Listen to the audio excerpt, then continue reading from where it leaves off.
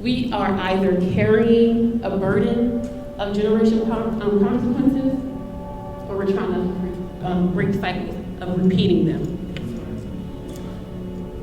I was doing both. I wrote the book Unapologetically Resilient because I wanted people to feel seen. I wanted people to feel heard and know that just because they went through their trauma, it doesn't have to be who they are. I went through life angry.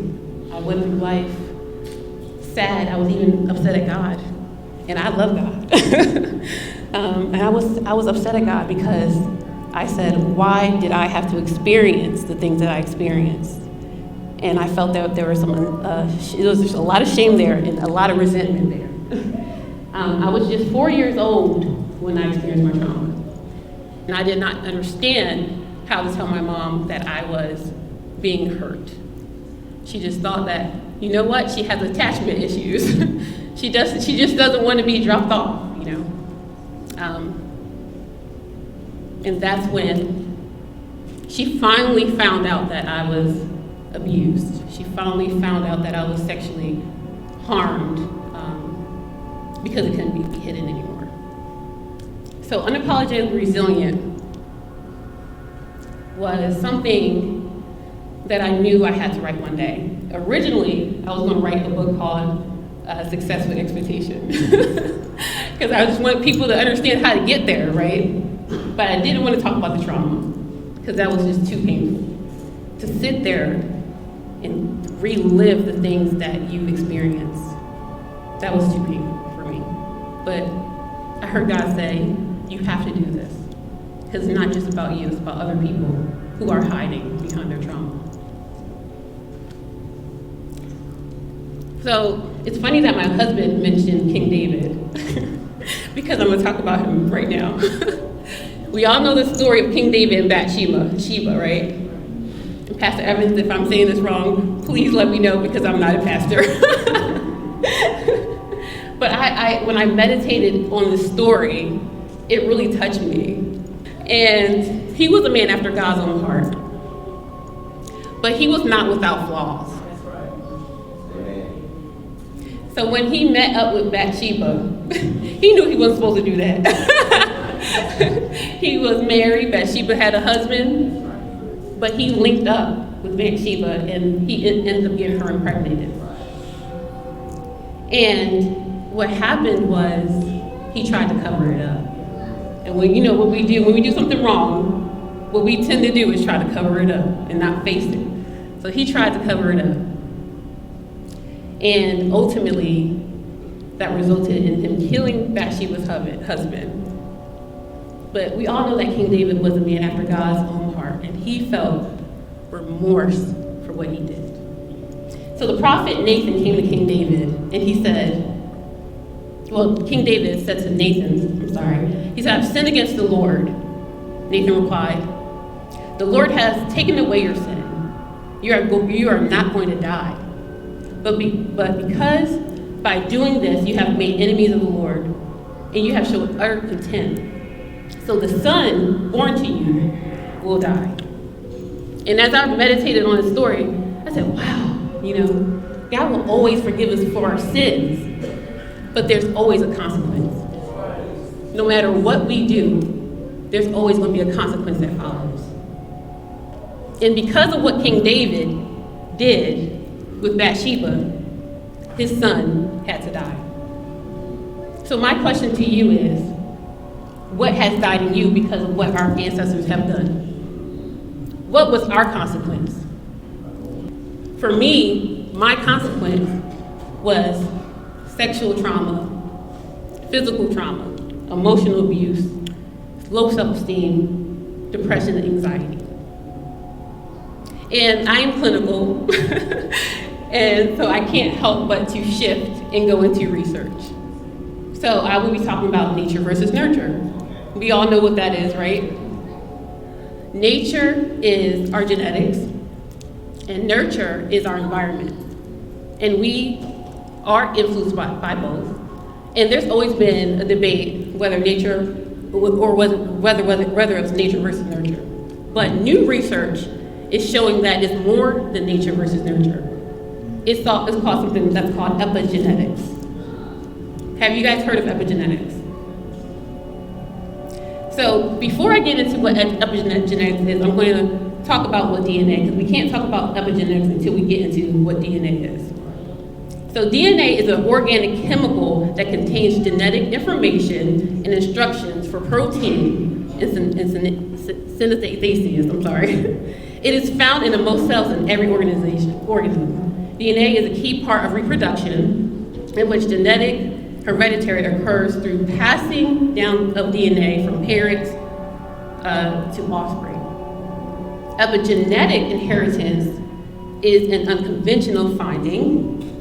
It goes against the fact that we are just made by our DNA. Epigenetic states that our parents or our ancestors' experiences is what shapes who we are.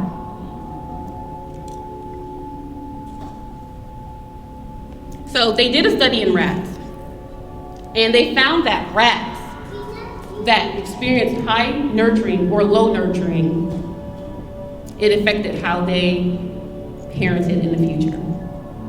So the pups that experienced, rat pups that experienced high nurturing were high nurturing parents, of course. And the pups that experienced low nurturing were low nurturing pups.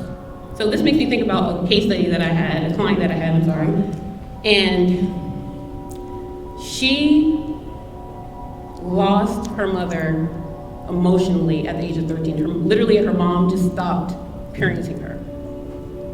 And of course, this caused a lot of pain and grief for her. And when she sat and talked to her mother, she found that her mother stopped parenting her at 13. She fell into drugs and prostitution. She didn't know who her biological father was. And here she is, she's trying to be a mother in this world. They did a study, so there's multiple studies. They found that trauma can also be in our memory. So we do experiments on mice because mice share 99% of our DNA. So they found that mice were shocked when exposed to a smell. So they shocked the mice and exposed them to like a cherry blossom smell. And then the fear response, of course, came after. And they found that after these mice had future babies, that they too felt that fear response, even if they weren't shocked themselves. So this lasted for 3 generations. This makes me think about Holocaust survivors, people, our ancestors that have experienced slavery. What type of traumatic memories are we subconsciously experiencing? Trauma is in our DNA. So, we all know that our first early childhood experiences can impact our brain, our body, and our behaviors. So, there was a study, it was done with the CDC in Kaiser. There were 17,000 people who were in the study. And they found that there were links to early childhood experiences with chronic mental illness and physical illness later on in life. So people had heart issues, they had chronic issues and respiratory issues. DNA that we don't change are the ones that we do not confront. We have the ability to change the epigenetics in our bodies by making new experiences, by not hiding what we've been through, by talking about things that we experience and getting away from shame. There was a study that was done on homosexuals who had the AIDS virus, and they found that the ones who died, even when they had the antiviral medications, the ones who passed away were the ones who were closeted. Because they carry that shame and pain and guilt so deeply, and they don't have that support, that they just pass away.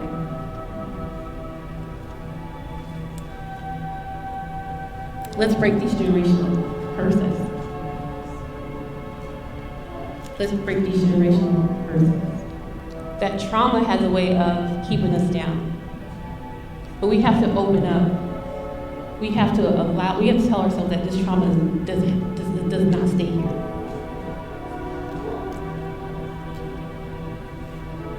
What are some generational cycles? What are some generational cycles you are trying to break for your future generation? What are some subconscious experiences that you're not going to allow to keep pressing on and keep going on? How do we recover from trauma? We must let go of the shame and pain. We must feel comfortable with our stories. And that starts by just talking. The hardest thing I ever had to do was share my story. I remember talking to some young boys, and these young boys were telling me, "You look like you've never been through anything, so how can you help me?" And I've been through a lot. But I'm a testimony today that just because I've been through it, I don't have to live like it. Going back into epigenetics, I forgot to mention this. I learned a great deal as an adoptive therapist. And I worked closely with this one girl who experienced double trauma. Her and her parents experienced double trauma as well. Her mom couldn't have children, of course, because of infertility issues. And she decided to adopt, thinking that if I bring this child into my home, that she will find love and nurture. Not realizing that we are shaped in our biological mother's womb. We are preparing for survival outside of the life of our mother's womb. So even if you adopt and bring a child into a different environment, they are going to act out because they're prepared for that life outside of that womb. That's survival. When we think about a parent who is trying to give away their child, you think that most likely they're probably have poverty.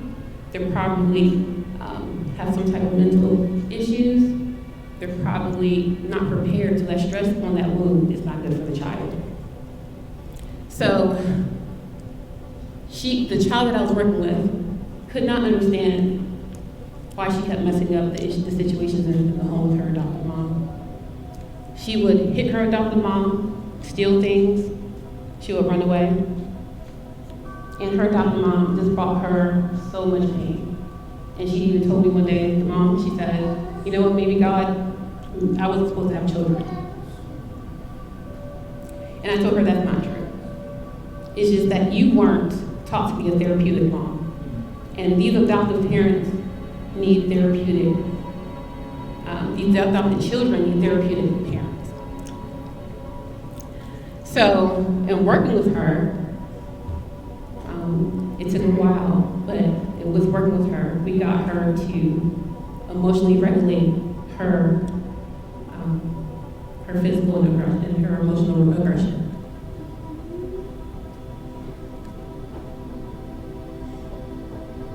So what is resilience? What do you guys think about when you think about resilience? Bouncing back. What else do you guys think about when you think about resilience? Recovery.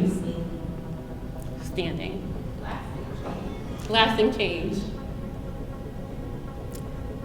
When I think about resilience, I think about the eagle. Everybody knows I love the eagle. And what they do is, when they are experiencing adversity, when they know a storm is coming, they prepare for it. A lot of times when adversity comes, when negative issues come, they run from it. But what the eagle does is he uses the storm as leverage to go higher. In order to be truly resilient, you have to face the adversity, know that things are going to come, but know that you are going to go over on the other side. That the adversity doesn't have to hold you down.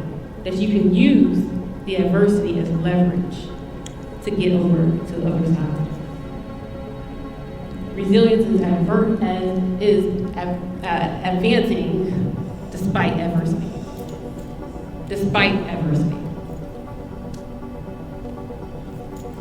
So our genes do not have to change us forever.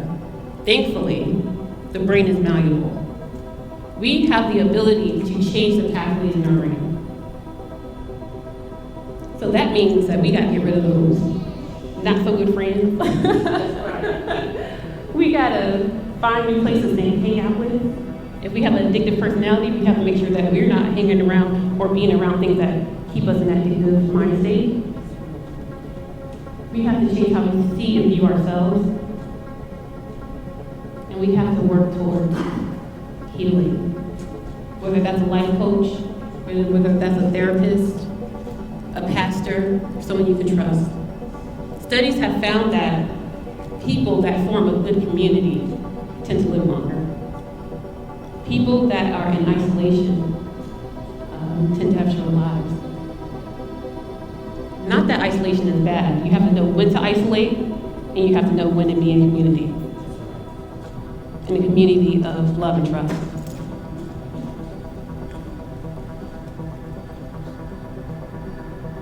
You must decide that my past and my kids' future does not have to look like mine.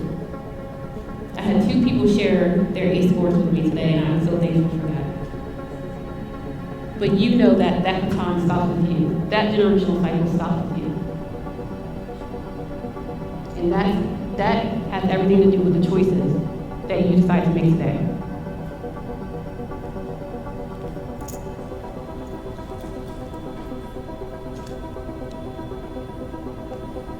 So we are spiritual beings, guys, living a human experience. We have to love ourselves. For so long, I just had this feeling of just unworthiness and lack of love. And that played out in relationships. That played out in how I viewed myself. That played out in some of the things that I ended up doing. But we have to understand that our being is bigger than the experiences that we have on this earth. Life after resiliency